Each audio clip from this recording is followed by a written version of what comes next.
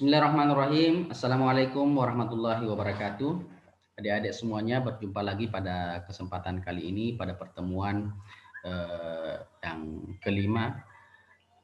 Materi kita hari ini yaitu masalah kreativitas, inovasi, dan kewirausahaan.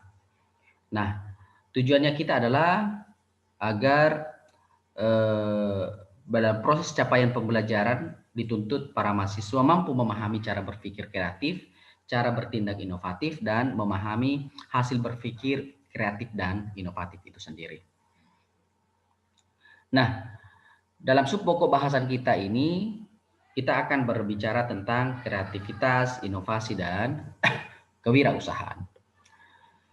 Kalau kita melihat definisi tentang kreatif itu sendiri, maka kita akan mengetahui bahwa ternyata kreatif itu adalah berpikir sesuatu yang baru dan berbeda. Baik adik-adik, kita ketahui bahwa hidup manusia itu memang serba unik ya. Memiliki hasanah hidup yang dipengaruhi dan dibentuk oleh banyak faktor. Ada karena faktor orang tua, teman dekat, keluarga, lingkungan, bacaan-bacaan, terus kemudian ada lingkungan yang ada di sekolah, dipengaruhi oleh guru dan seterusnya. Nah, besar kecilnya faktor-faktor tersebut memang tidak sama dari setiap orang. Akan tetapi, satu hal yang jelas bahwa karakteristik dan jalan hidup manusia merupakan jalinan yang saling berkaitan dari beragam faktor. Nah, hal inilah yang menjadikan setiap orang memiliki hasanah dan pengalaman hidup yang tidak sama.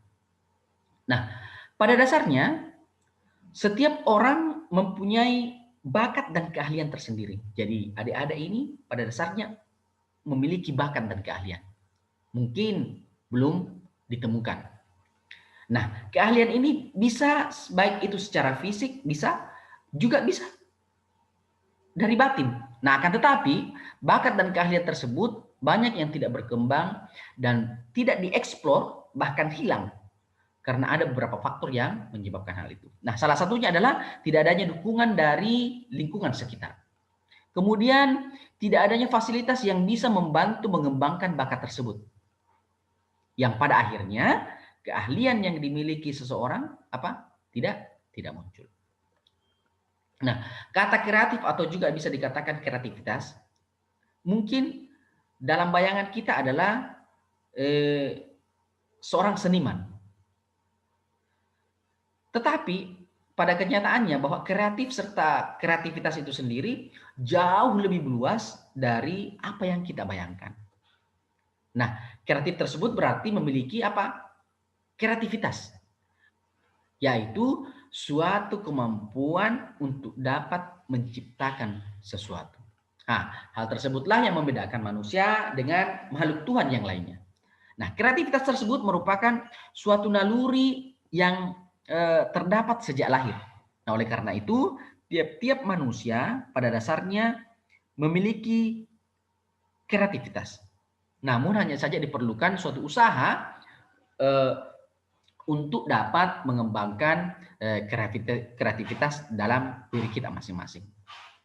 Nah, kalau kita melihat dari definisi kreatif itu terkadang digunakan oleh para pengguna bahasa. Nah, baik itu bertujuan secara positif juga bertujuan untuk negatif. Nah, secara sederhananya pengertian kreatif yang saya sudah sampaikan tadi adalah suatu kemampuan yang dimiliki oleh seseorang atau sekelompok orang yang memungkinkan untuk membuat mereka menemukan pendekatan-pendekatan atau juga terobosan baru, ya.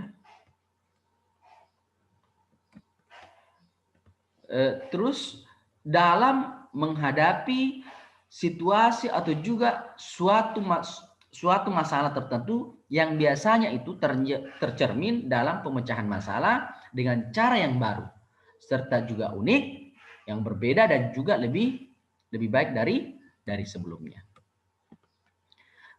Baik, pada slide selanjutnya di dalam buku Anda terdapat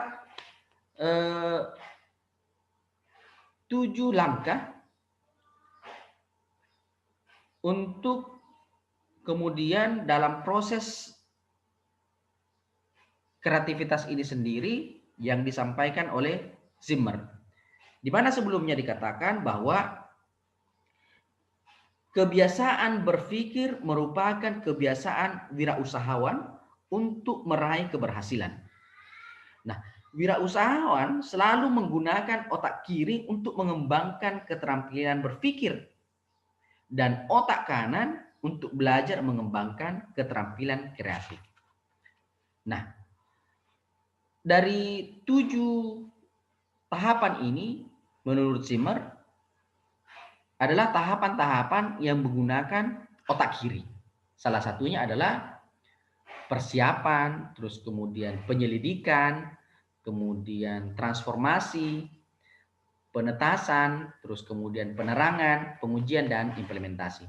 Dari 7 tahapan ini, penjelasannya silakan Anda baca di dalam buku modul Anda. Baik, adik-adik semuanya, berbicara tentang inovasi. Apa itu inovasi? Inovasi adalah kemampuan menerapkan, ya, kemampuan menerapkan pemecahan persoalan-persoalan secara kreatif, ya, dengan menciptakan peluang untuk meningkatkan atau memperkaya kehidupan manusia. Nah, berinovasi bagi seorang wirausahawan merupakan kunci sukses inovasi yang juga merupakan tindakan kewirausahaan untuk meraih sukses dalam persaingan. Nah, inovasi memiliki beberapa tahapan atau memiliki makna penting yang mencakup beberapa hal. Yang pertama adalah inovasi sebagai pembaharuan.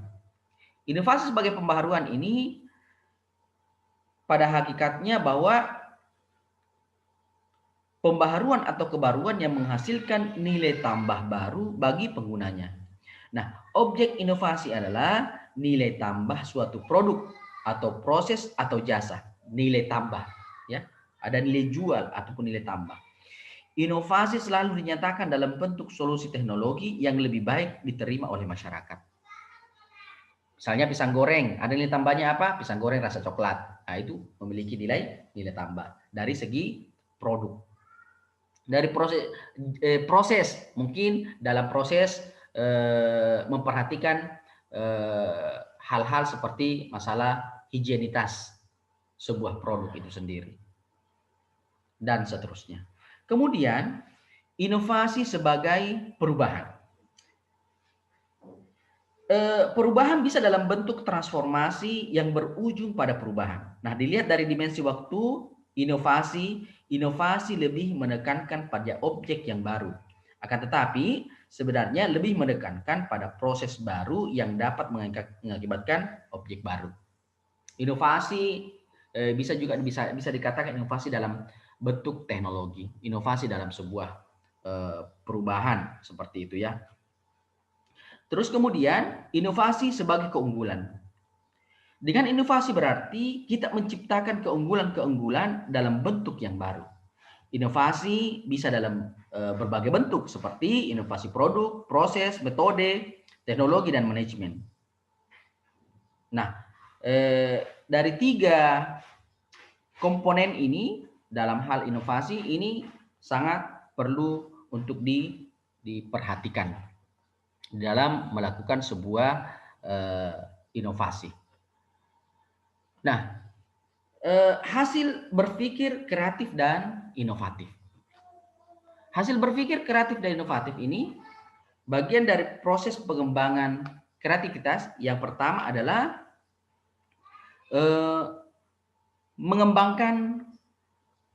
mengenali hubungan. Banyak penemuan dan inovasi lahir sebagai cara pandang terhadap suatu hubungan yang baru dan berbeda antara objek. proses, bahan, teknologi, dan orang. Nah, untuk membantu meningkatkan kreativitas, kita dapat melakukan cara pandang kita yang statis terhadap hubungan orang dan lingkungan yang telah ada. Orang yang kreatif akan memiliki hubungan intuisi tertentu untuk dapat mengembangkan dan mengenali hubungan yang baru dan berbeda. Nah, hubungan ini nantinya akan memperlihatkan ide produk dan jasa yang baru. Yang kedua adalah mengembangkan perspektif fungsional. Nah, saya sampaikan bahwa proses pengembangan kreatif ini yang dilakukan bagaimana meningkatkan kemampuan kreativitas. Saya lanjut, yaitu menggunakan akal. Otak bagian kanannya dipakai untuk hal seperti analogi, terus kemudian imajinasi dan lain-lain. Sedangkan otak bagian kiri dipakai untuk kerja seperti analisa. Jadi kanan itu seperti hitung-hitungan angka-angka. Sementara otak kiri yaitu bagian bagaimana menganalisa. Jadi kalau otak kanan itu digunakan di saat apa? Misalnya perhitungan 1 tambah 1, 2. Itu otak kanan yang berfungsi. Tapi menganalisa, kenapa bisa 2 ya? 1 tambah 1 sama dengan 2. Kenapa bisa 2? Kenapa bukan 3? Itu menganalisa. Yang digunakan adalah otak kiri. Menggunakan akal itu dengan cara melakukan pendekatan yang rasional terhadap pemecahan masalah dan lain-lain sebagainya. Meski secara fungsi berbeda, tetapi dalam pekerjaannya harus saling berhubungan. Nah, proses kreativitas meliputi pemikiran logis dan analisis terhadap pengetahuan, evaluasi, dan proses implementasi. Jadi, bila kita ingin kreatif, kita harus mampu melatih dan mengembangkan kemampuan kedua otak kita tersebut. Kemudian yang terakhir adalah hapus perasaan ragu-ragu. Nah, banyak kebiasaan mental yang membatasi dan menghambat pemikiran kreatif. Dalam sebuah studi mengemukakan bahwa orang dewasa hanya menggunakan 2-10% potensi kreativitas yang dimilikinya. Baik, mungkin kita akan bertanya-tanya tentang bagaimana mengembangkan sebuah ide kreatif. Cara mengembangkan sebuah ide kreatif itu yang pertama adalah menciptakan. Ini ada beberapa pendapat yang telah diidentifikasi.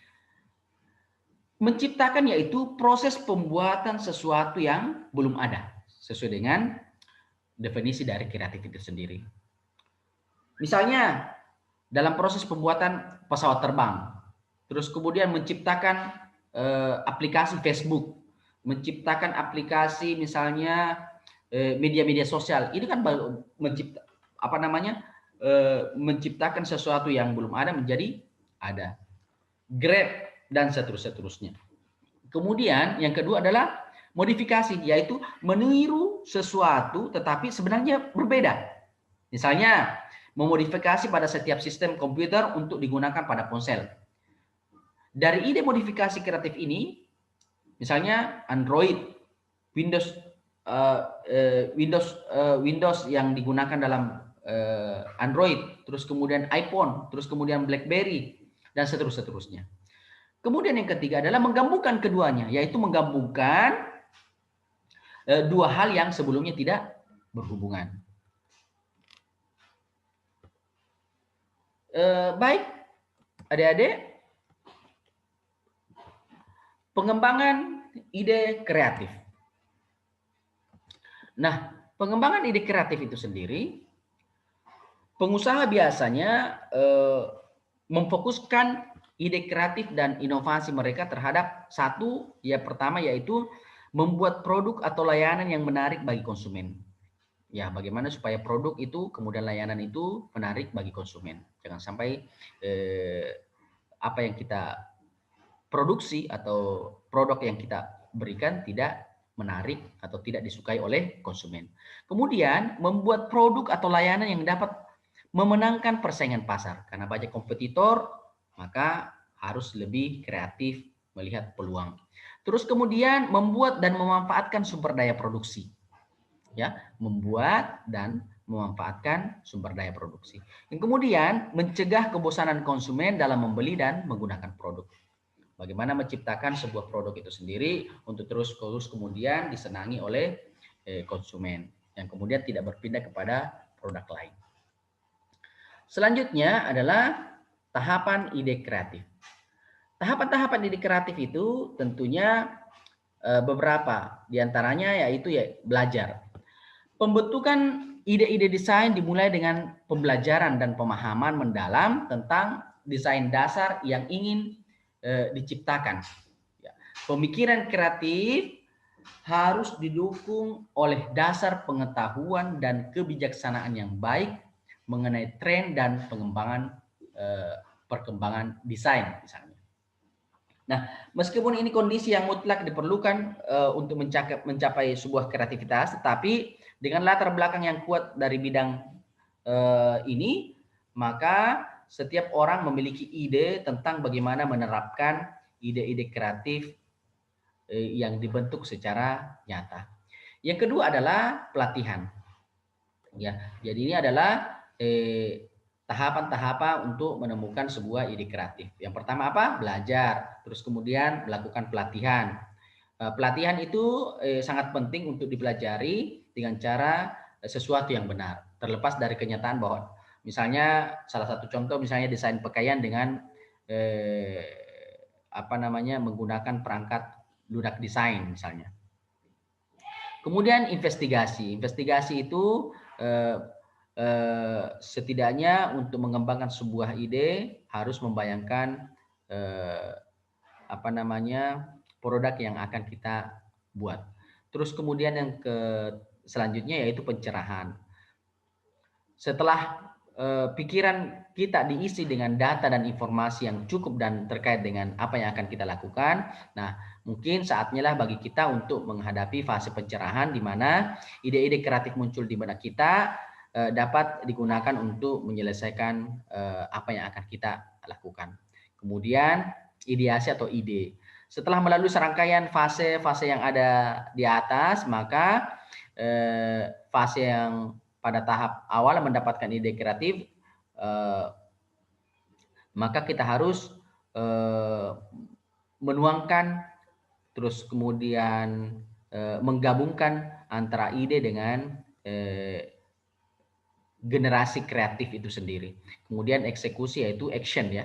Action jadi apa yang sudah dikumpulkan mulai dari ide, terus kemudian ada pencerahan, terus kemudian investigasi, kemudian pelatihan dan belajar itu sendiri, maka yang paling penting adalah dieksekusi ataupun action.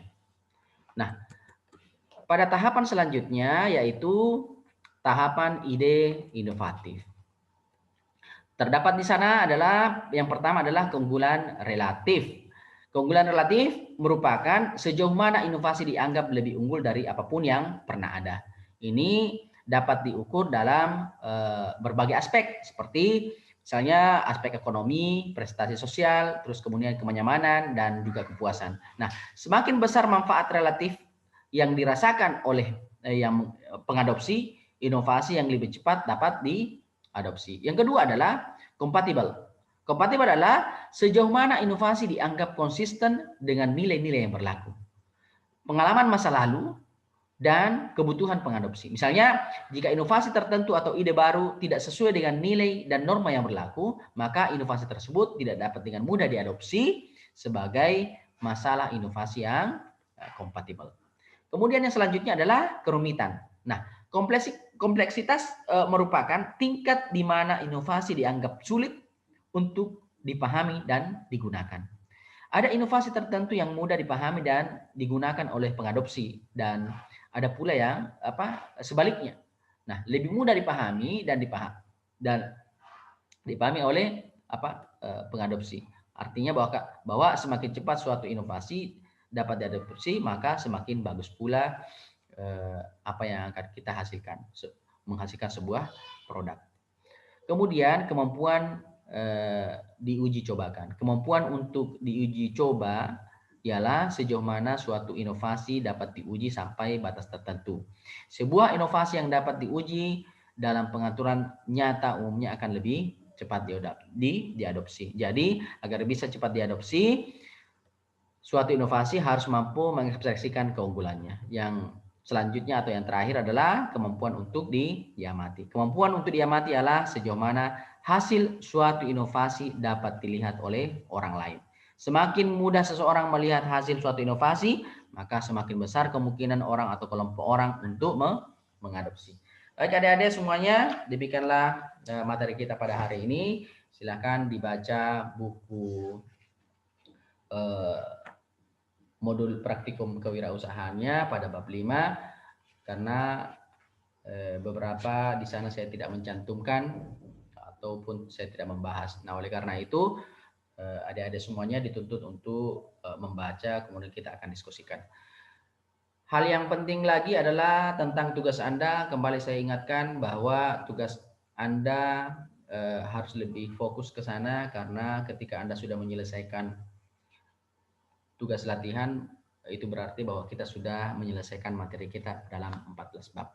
Barulah kemudian kita pindah ke tugas berikutnya. Demikian adik-adik semuanya apa yang saya sampaikan. Lebih dan kurangnya mohon dimaafkan. Assalamualaikum warahmatullahi wabarakatuh.